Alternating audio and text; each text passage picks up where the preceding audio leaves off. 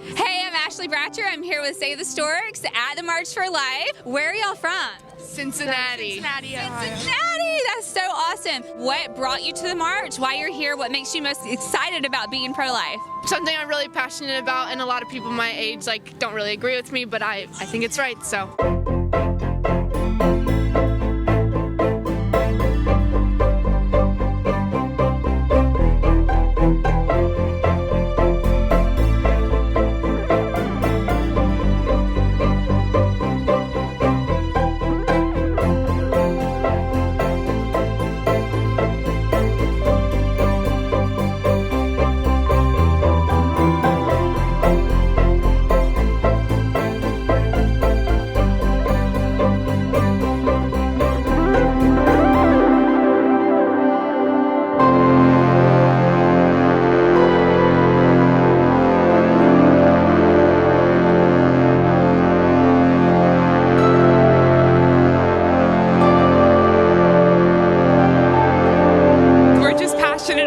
Life starts at conception, and we're excited about being the post-Roe generation. You have a great sign. How do you feel about what's happening with the Supreme Court, and what are your ideas about this year moving forward?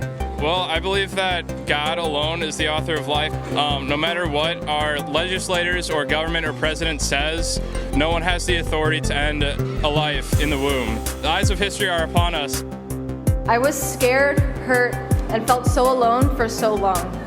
So many times I've considered giving up life entirely. Somehow though, I managed to keep going, and I'm glad I did.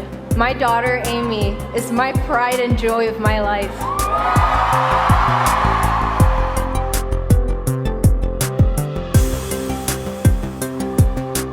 I love that you're in college and that you just graduated. It's been really, really monumental this year to watch as our whole world has just really rallied for life, and to see how the small things that we do every single day at our local pregnancy centers and the small things that we do like this march right here, how it leads up to the big decisions that can ultimately save life. It's a really exciting year for the pro-life movement. So Save the Storks, one thing that they do is they provide buses that go outside of abortion clinics, and they allow women to come in and get informed consent. So when a woman gets on a stork bus, what we like to call it is a shelter of love, because they're greeted by people who just want to love on them, and they get to hear their baby's heartbeat for the first time, and they get to see the ultrasound for the first time. One of the things we talk about a lot is compassion, and I think that's such a big thing for these women who are coming into these centers, people our age, women our age, who find themselves in an unplanned pregnancy. One of my favorite quotes is, "Eliminate the crisis, not the child," and that's something that I really work with my students, of just having compassion on these women. Just makes such a big difference. What brings you to the March for Life today? I just want to show my support for unborn babies. My first pro-life rally. Really excited to be here, and I love seeing the good turnout. Well, you know, I think it's really important to have men in the pro-life movement, because it takes an honorable man to support a woman in that way and to say that you'll be there. So we have made it to our stopping point for the March for Life. I have some awesome ladies here. This is my first March for Life, and since we are law students, I think it's really cool to be able to be a part of this year, especially with the Dobbs case at the Supreme Court, and being able to fight not just for what I believe life begins at conception, that they are made in the image of God, and being able to fight for that belief, but for their legal right to be, they are a citizen at conception, and you have the right to life. It's beautiful to see that we can have these discussions, and this is, I think, one of the largest turnouts we've ever had for the March for Life, and that's so promising. And I've been going since I was a fourth grader. My name's Noelle McKinney. Noelle, what brought you to the March for Life this year? Why are you here? So I go to Winona State University in Minnesota, and when I got there, I'm a freshman this year, and I joined the club Warriors for Life. And so just joining the club and being a part of them, we got the opportunity to come here, stay with the Leadership Institute, and just be able to really experience the March for Life. It's been super cool. Would you say that your school is kind of split, 50-50, pro-choice, pro-life? We've experienced a lot of opposition on our campus. It's been really difficult to create that good conversation between everybody, but we're trying.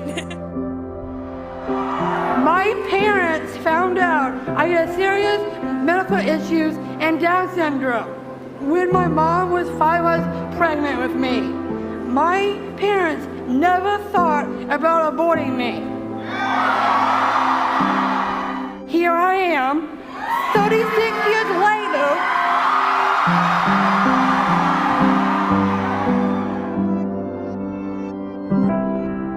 would you explain being pro-life to them? As a mom, why is that important to you and your girls? I want them to understand that their life is precious and every life is precious. And it's obvious from looking at an ultrasound that when you see that baby moving around, I mean, you know. And so I hope that they know that there are resources available if ever they should need that. Yeah, it's really encouraging seeing other people here too. And you don't feel alone in this case. And what about you? What's it like being with your mom? I love it. I'm adopted, so it's really cool. So that means even more to know that, because, you know, God did have a plan for your life, and here you are, and it's so special.